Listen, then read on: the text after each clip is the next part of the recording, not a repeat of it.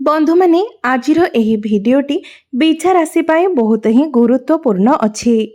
आजिर एही भिडियो रे आमे माने जानिबा बिछा राशि पाई 2024 अगस्त मासटी किपरि रहिबो। बिछा राशिर मासिक राशिफल उपरे आलोचना करिबा। बिछा राशिर व्यक्ति विशेष मानक पाई अगस्त मासटी किपरि रहिबो संपूर्ण भाबरे आमे सेही विषय रे आलोचना करिबा। बिछा राशिर व्यक्ति विशेष मानकर स्वास्थ्य, शिक्षा, प्रेम, वैवाहिक जीवन, भाग्य, क्यारियर, व्यापार वाणिज्य किपरि रहिबो एही अगस्त 2024 रे से विषय रे विस्तार रूपरे आलोचना करिबा। नवग्रहंकर स्थिति मध्य देखिबा। नवग्रह केउ प्रकारर फल प्रदान करिबारे सक्षम हेबे।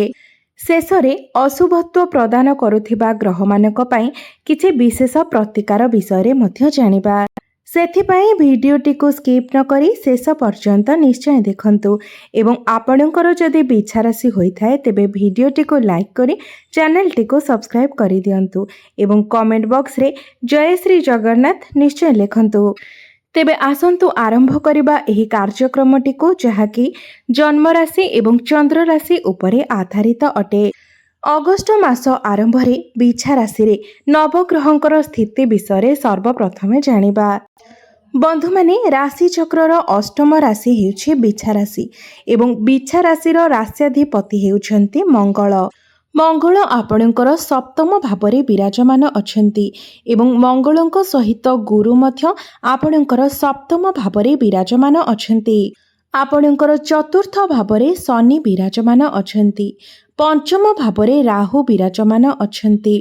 नवम भावरे सूर्य विराजमान अछंती।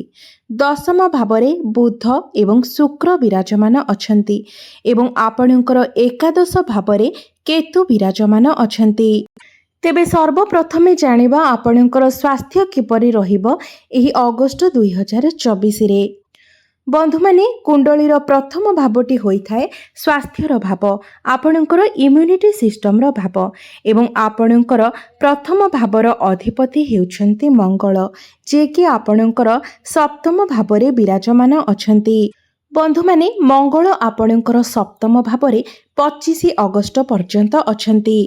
26 अगस्त को मंगल आपणकर अष्टम भाव को चलन करिवे जहा फल 26 अगस्त परे आपणकर स्वास्थ्य रे किछि समस्या देखा देई पारे।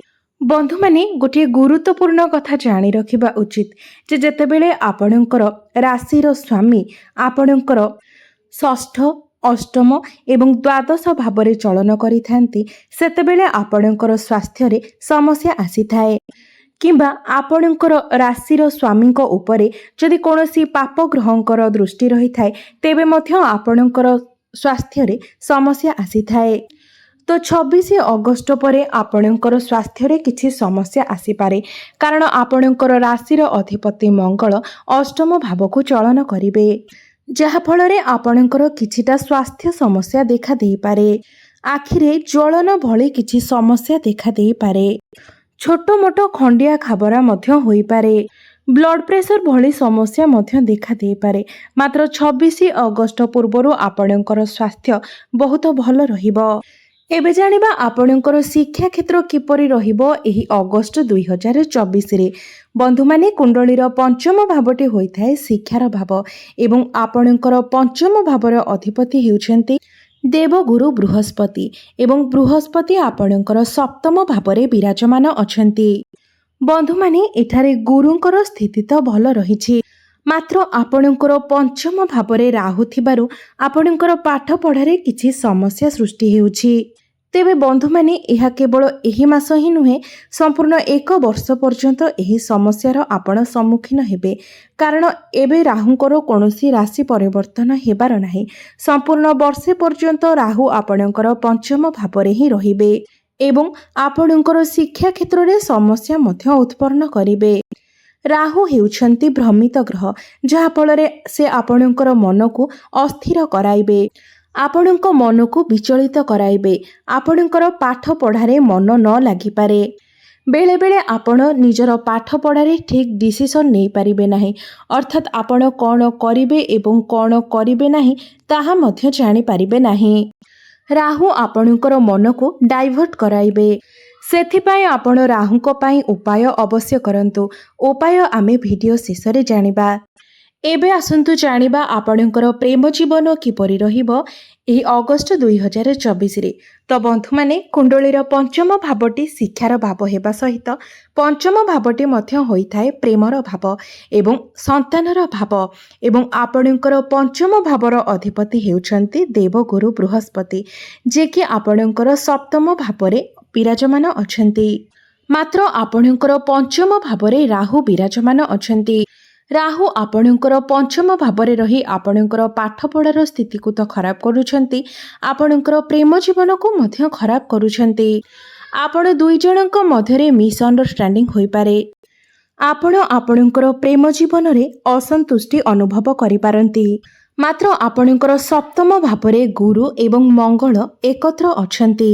ତେଣୁ ଯାହା କିଛି ସମସ୍ୟା ଆସିଲେ ମଧ୍ୟ ଆପଣଙ୍କର ପ୍ରେମ ଜୀବନ ଏହି ମାସରେ ଠିକ୍ଠାକ୍ ରହିବ। ଆପଣଙ୍କ ପ୍ରେମ ଜୀବନରେ ସବୁକିଛି ଠିକ୍ଠାକ୍ ଚାଲିଥିବ, ମାତ୍ର ରାହୁଙ୍କ ଯୋଗୁଁ ଅକସ୍ମାତ୍ କିଛି ସମସ୍ୟା ଆସିଯିବ। ରାହୁ ଏଠାରେ ଆପଣ ଦୁଇ ଜଣଙ୍କ ମଧ୍ୟରେ ଆକସ୍ମିକ ଭାବରେ କଳି ଝଗଡ଼ା ସୃଷ୍ଟି କରାଇବେ। ସମୟ ସମୟରେ ଆପଣ ନିଜର ପାର୍ଟନରକୁ ହଠାତ୍ ରାଗିକି କିଛି କହିଦେଇ ପାରନ୍ତି, ଯାହାଫଳରେ ଆପଣଙ୍କର ପ୍ରେମ ଜୀବନରେ ସମସ୍ୟା ଆସିପାରେ। ତେବେ ଏହିସବୁ ଘଟଣା ରାହୁଙ୍କ ଯୋଗୁଁ ହୋଇପାରେ। ସେଥିପାଇଁ ଆପଣ ରାହୁଙ୍କର ଉପାୟ ଅବଶ୍ୟ କରନ୍ତୁ ଏବଂ ଏହି ଉପାୟଗୁଡ଼ିକ ଆମେ ଭିଡ଼ିଓ ଶେଷରେ ଜାଣିବା। ଏବେ ଜାଣିବା ଆପଣଙ୍କର ବୈବାହିକ ଜୀବନ କିପରି ରହିବ ଏହି ଅଗଷ୍ଟ 2024ରେ। ତ ବନ୍ଧୁମାନେ, କୁଣ୍ଡଳୀର ସପ୍ତମ ଭାବଟି ହୋଇଥାଏ ଆପଣଙ୍କର ବୈବାହିକ ଜୀବନର ଭାବ, ଆପଣଙ୍କର ଜୀବନ ସାଥୀର ଭାବ ଏବଂ ଆପଣଙ୍କର ସପ୍ତମ ଭାବର ଅଧିପତି ହେଉଛନ୍ତି ଶୁକ୍ରଦେବ ଏବଂ ଶୁକ୍ର ଆପଣଙ୍କର ଦଶମ ଭାବରେ ବିରାଜମାନ ଅଛନ୍ତି। ଏବଂ ଆପଣଙ୍କର ସପ୍ତମ ଭାବରେ ବୈବାହିକ ଜୀବନର କାରକ ଗ୍ରହ ଦେବଗୁରୁ ବୃହସ୍ପତି ମଧ୍ୟ ବିରାଜମାନ ଅଛନ୍ତି ଏବଂ ଗୁରୁଙ୍କ ସହିତ ମଙ୍ଗଳ ମଧ୍ୟ ବିରାଜମାନ ଅଛନ୍ତି। ଏହି ମାସରେ ଆପଣଙ୍କର ବୈବାହିକ ଜୀବନ ସର୍ବୋତ୍ତମ ରହିବ। ଆପଣଙ୍କର ବୈବାହିକ ଜୀବନରେ ଖୁସି ଆସିବ। ଆପଣ ଦୁଇ ଜଣଙ୍କ ମଧ୍ୟରେ ମଧୁର ସମ୍ପର୍କ ସ୍ଥାପନ ହେବ। ତାଳମେଳ ଭଲ ରହିବ। ଆପଣଙ୍କୁ ପାରିବାରିକ ସୁଖ ପ୍ରାପ୍ତି ହେବ। ଆପଣ ଦୁଇ ଜଣ ମିଶି କୌଣସି ପ୍ଲାନିଂ କରିପାରନ୍ତି। ସନ୍ତାନ ସୁଖ ମଧ୍ୟ ଆପଣଙ୍କୁ ପ୍ରାପ୍ତି ହୋଇପାରେ। ଆପଣଙ୍କର ଲାଇଫ୍ ପାର୍ଟନରଙ୍କର କ୍ୟାରିୟରରେ ଗ୍ରୋଥ୍ ହୋଇପାରେ। ତ ସବୁ ଦୃଷ୍ଟିରୁ ଦେଖିବାକୁ ଗଲେ ଏହି ମାସରେ ଆପଣଙ୍କର ବୈବାହିକ ଜୀବନ ବହୁତ ଭଲ ରହିବ। ବୈବାହିକ ଜୀବନକୁ ନେଇକି ଚିନ୍ତା କରିବାର କୌଣସି ଆବଶ୍ୟକତା ନାହିଁ। ଏବେ ଜାଣିବା ସବୁଠାରୁ ଗୁରୁତ୍ୱପୂର୍ଣ୍ଣ ବିଷୟବସ୍ତୁ ଆପଣଙ୍କର ଭାଗ୍ୟ, କ୍ୟାରିୟର ଏବଂ ବ୍ୟାପାର ବାଣିଜ୍ୟ କିପରି ରହିବ ଏହି ଅଗଷ୍ଟ 2024ରେ। ତ ବନ୍ଧୁମାନେ, କୁଣ୍ଡଳୀର ନବମ ଭାବଟି ହୋଇଥାଏ ଆପଣଙ୍କର ଭାଗ୍ୟର ଭାବ ଏବଂ ଆପଣଙ୍କର ନବମ ଭାବର ଅଧିପତି ହେଉଛନ୍ତି ଚନ୍ଦ୍ରମା ଏବଂ ଚନ୍ଦ୍ରମା ପ୍ରତି 2 ଦିନରେ ନିଜର ରାଶି ପରିବର୍ତ୍ତନ କରିଥାନ୍ତି। ତ ବନ୍ଧୁମାନେ, ସୂର୍ଯ୍ୟ ଆପଣଙ୍କର ଭାଗ୍ୟ ସ୍ଥାନରେ ବିରାଜମାନ ଅଛନ୍ତି। ଏହି ମାସରେ ଆପଣଙ୍କର ଭାଗ୍ୟ ବହୁତ ଭଲ ରହିବ। ଆପଣ ସମସ୍ତ କାର୍ଯ୍ୟରେ ସଫଳତା ପ୍ରାପ୍ତି କରିବେ। ବିଶେଷ କରି 15-16 ଅଗଷ୍ଟ ପରେ ଆପଣଙ୍କର ଭାଗ୍ୟ ସର୍ବୋତ୍ତମ ରହିବ। ଭାଗ୍ୟ ଆପଣଙ୍କର ସାଥ ଦେବ। ବୁଧ ଏବଂ ଶୁକ୍ର ମଧ୍ୟ ଆପଣଙ୍କର କେନ୍ଦ୍ରରେ ବିରାଜମାନ ଅଛନ୍ତି ଏବଂ 22 ଅଗଷ୍ଟକୁ ବୁଧ ବକ୍ରି ହୋଇ ଆପଣଙ୍କର ଭାଗ୍ୟ ସ୍ଥାନକୁ ଗୋଚର କରିବେ। ଏହି ମାସରେ ଆପଣଙ୍କର ଭାଗ୍ୟ ବହୁତ ଭଲ ଅଛି। ଆପଣ ଯଦି କୌଣସି ବଡ଼ କାର୍ଯ୍ୟର ଆରମ୍ଭ କରିବା ପାଇଁ ଚାହୁଁଛନ୍ତି, କୌଣସି ବଡ଼ ଇନଭେଷ୍ଟମେଣ୍ଟ କରିବା ପାଇଁ ଚାହୁଁଛନ୍ତି, ତେବେ 15-16 ଅଗଷ୍ଟ ପରେ କରନ୍ତୁ। ଆପଣଙ୍କ ପାଇଁ ସମୟ ବହୁତ ଭଲ ଅଛି। 15-16 ଅଗଷ୍ଟ ପରେ ଆପଣଙ୍କ ଗୃହରେ କୌଣସି ଶୁଭ ମାଙ୍ଗଳିକ କାର୍ଯ୍ୟର ଆୟୋଜନ ହୋଇପାରେ। ଆପଣ କୌଣସି ଧାର୍ମିକ ସ୍ଥାନକୁ ବୁଲିବାକୁ ଯାଇପାରନ୍ତି। ଆପଣ କୌଣସି ଯାନବାହନ କିମ୍ବା ପ୍ରପର୍ଟି ଇତ୍ୟାଦି କିଣି ମଧ୍ୟ ପାରନ୍ତି। ଯେଉଁ ବ୍ୟକ୍ତି ବିଶେଷମାନେ ସେୟାର ମାର୍କେଟ, ଷ୍ଟକ୍ ମାର୍କେଟ କିମ୍ବା ଟ୍ରେଡିଂରେ କାମ କରୁଛନ୍ତି, ସେମାନଙ୍କ ପାଇଁ 16 ଅଗଷ୍ଟ ପରର ସମୟ ବହୁତ ଭଲ ରହିଛି। ସେମାନଙ୍କୁ ମୋଟା ଅଙ୍କର ଲାଭ ପ୍ରାପ୍ତି ହୋଇପାରେ। ଏବେ ଜାଣିବା ଆପଣଙ୍କର କ୍ୟାରିୟର କିପରି ରହିବ ଏହି ଅଗଷ୍ଟ 2024ରେ। ତ ବନ୍ଧୁମାନେ, ଆପଣଙ୍କର କୁଣ୍ଡଳୀର ଦଶମ ଭାବଟି ହୋଇଥାଏ ଆପଣଙ୍କର କ୍ୟାରିୟରର ଭାବ ଏବଂ ଆପଣଙ୍କର ଦଶମ ଭାବର ଅଧିପତି ହେଉଛନ୍ତି ସୂର୍ଯ୍ୟ ଏବଂ ସୂର୍ଯ୍ୟ ଆପଣଙ୍କର ଭାଗ୍ୟ ସ୍ଥାନରେ ଅଛନ୍ତି। 16 ଅଗଷ୍ଟକୁ ଆପଣଙ୍କର କ୍ୟାରିୟର ଭାବ ଅର୍ଥାତ୍ ଦଶମ ଭାବକୁ ଗୋଚର କରିବେ। ନିଜର ସ୍ୱଗୃହକୁ ଗୋଚର କରିବେ, ଯାହାଫଳରେ ଆପଣଙ୍କର କ୍ୟାରିୟର ଏହି ମାସରେ ସର୍ବୋତ୍ତମ ରହିବ। ସମ୍ପୂର୍ଣ୍ଣ ଗୋଟିଏ ବର୍ଷ ଭିତରେ ଏପରି ଗୋଟିଏ ମାସ ହିଁ ରହିଥାଏ ଯେତେବେଳେ ସୂର୍ଯ୍ୟ ତାଙ୍କର ସ୍ୱଗୃହରେ ରହିଥାନ୍ତି। ତ ଏହି ସମୟରେ ଆପଣ କୌଣସି ବଡ଼ କାର୍ଯ୍ୟର ଆରମ୍ଭ କରିପାରିବେ। 16 ଅଗଷ୍ଟ ପରେ ଚାକିରି ପ୍ରାପ୍ତିର ଯୋଗ ବନୁଅଛି। ଯେଉଁମାନଙ୍କ ପାଖରେ କୌଣସି ଚାକିରି ନାହିଁ ସେମାନଙ୍କୁ ନୂତନ ଚାକିରି ପ୍ରାପ୍ତି ହୋଇପାରେ। ପ୍ରମୋସନ୍ ହେବାର ମଧ୍ୟ ଯୋଗ ବନୁଅଛି। ସରକାରୀ ସ୍ତରରେ ଆପଣଙ୍କୁ ଲାଭ ପ୍ରାପ୍ତି ହୋଇପାରେ। ସମାଜରେ ଆପଣଙ୍କୁ ମାନ ସମ୍ମାନ ପ୍ରାପ୍ତି ହେବ।